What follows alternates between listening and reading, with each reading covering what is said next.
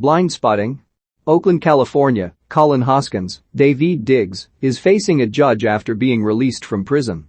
He is set for 1 year of probation and must live at a halfway house while maintaining a job and returning every night for an 11 p.m. curfew.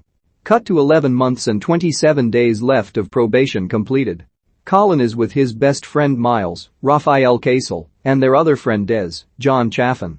Miles and Des are carrying guns, which puts Colin on edge. Des leaves to perform his duties as an Uber driver. Colin and Miles check out a new fast food spot called Quickway, but Miles is disgusted because he is given a veggie patty and is told he must ask for a meat patty. The two walk home as they spit raps.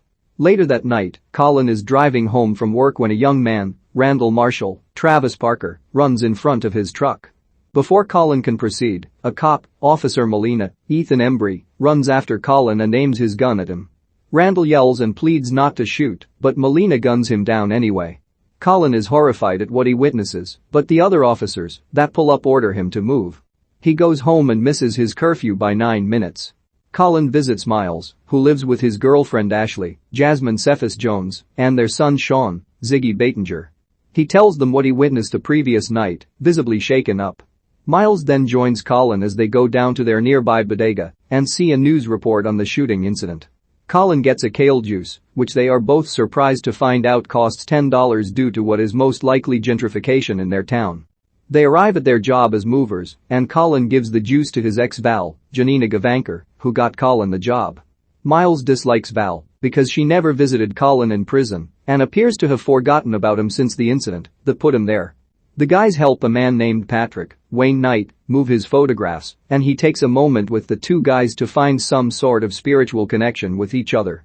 They then go by the home of Colin's mother Nancy, Margot Hall, and Colin is displeased that her stepson has taken Colin's room since he was planning to move back there after his probation was up, but Nancy wants Colin to go and find his own place, which he thinks will be hard for him since he's a convicted felon.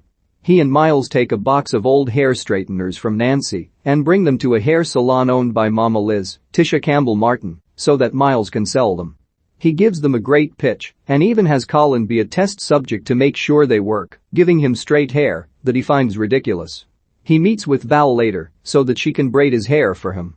Miles and Jasmine are watching the news on the shooting. He is disgusted when they post an official police photo of Molina while they post a mugshot of Randall.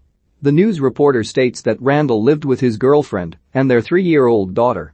Colin has a nightmare in which he is back in the courthouse and Miles is his lawyer, rapping to the judge about Colin. The jury is made up of other imprisoned black men and the judge is Officer Mullen, all while Colin is coughing up bullets.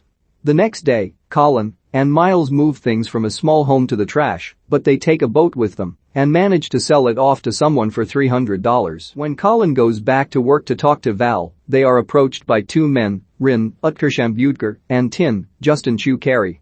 Rin recognizes Colin from a crazy incident from a while back.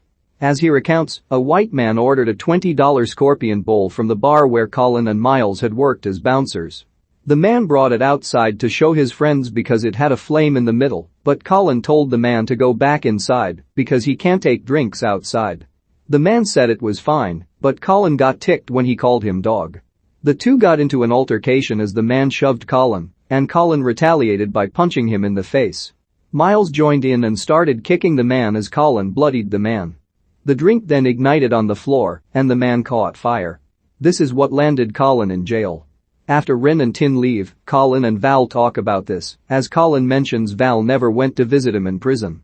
She tells him that he needs to stay away from Miles because he could get Colin sent back to prison or worse, since Miles could probably get away with his behavior being white, but Colin being black is already a red flag for cops. Colin is hanging out with Miles and Ashley as they see a new shirt that Sean has given Miles. When they step out, they are all horrified to see that Sean is holding Miles' gun, even pointing the barrel at his eye in one instance. They quietly manage to take the gun from Sean, and Ashley holds her son as she asks Miles if it belongs to him. He reluctantly admits that it is, and Ashley angrily orders Colin and Miles to leave. The two argue outside because Miles was hoping Colin could take the rap for him, but Colin hits back that he shouldn't have had the gun on him in the first place.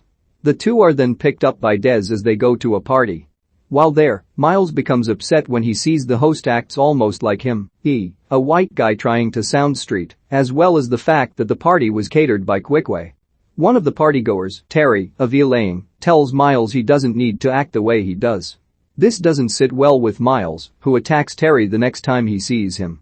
Colin takes Miles outside to cool off, but Terry follows Miles, and they start fighting outside until Miles beats Terry unconscious. The host orders Miles to leave, and Miles pulls his gun out and fires it in the air to scare people. Colin pulls him away, and they argue more about how Miles is acting reckless and going to get both of them in trouble. Miles also takes issue with Colin, referring to him as his Nga, as he is uncomfortable with saying it himself, but Colin says that's what he is because of how he acts. They split up. Colin is walking home, carrying Miles' gun in his pocket. A cop car drives up by him slowly and flashes their light at him, forcing Colin to turn around. He makes no movements until the car leaves, but he is left terrified. Meanwhile, Miles goes home to Ashley to reconcile. Colin later calls Val, who is doing some studying. She has looked up the word blindspotting, which means that something that a person looks at can be viewed two different ways, and that they need to find the hidden second meaning. They have a brief talk where Colin asks if she saw him differently after the incident, and he hangs up. It is now Colin's first day off probation. He goes jogging, but ends up going through a cemetery, where he has flashes of the cop pulling up on him, as well as images of other deceased black men standing by their own graves, including Randall. Colin and Miles go to a house to move things. When they are done, Colin goes back inside to get his jacket.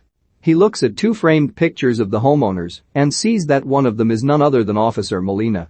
He finds the man in his garage, apparently drunk and crying.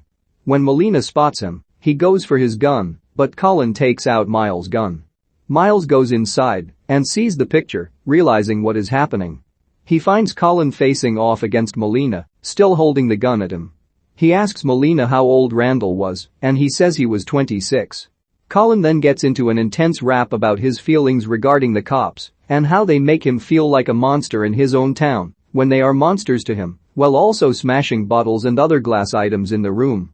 It ends with Colin staring Molina dead in the face and saying the difference between the two of them is that Colin isn't a killer. A tearful Molina admits that he was scared that night. Colin and Miles then leave Molina alone. The guys drive in silence until they start heading toward their next move spot.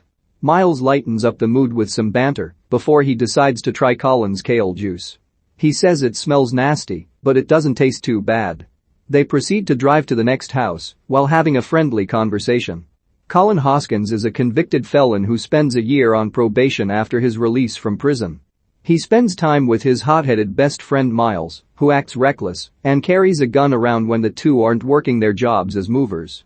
With 3 days left of probation, Colin witnesses a cop, Officer Molina, shooting a black man named Randall Marshall. This leaves Colin haunted for the next few days. It's revealed that Colin was sent to prison after he attacked a white man while working at a bar, with Miles joining in, but only Colin got locked up and Miles was safe. Colin's ex-Val attributes this to Colin being black and Miles being white.